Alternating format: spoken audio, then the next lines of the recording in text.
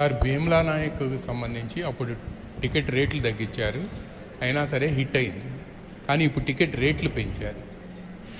అంటే ఆ రోజు టికెట్లు రేట్లు తగ్గిస్తే నిరుత్సాహపడాల, ఈరోజు టికెట్ రేట్లు పెరిగితే కూడా ఆనందించట్ల.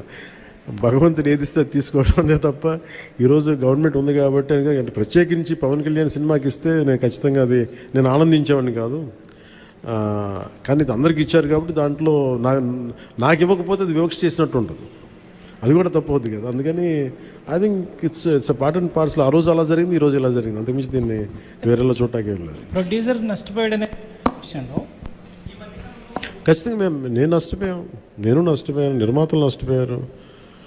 ఒక 5 రూపాయలు రావాల్సిన చోట రూపాయి వస్తే దట్స్ ఓకే అనుకున్నాం. భగవంతుడు ఈరోజు మనకి ఇచ్చిన రూపాయితో తృప్తి పడదాం, ఖచ్చితంగా నష్టపోయాం.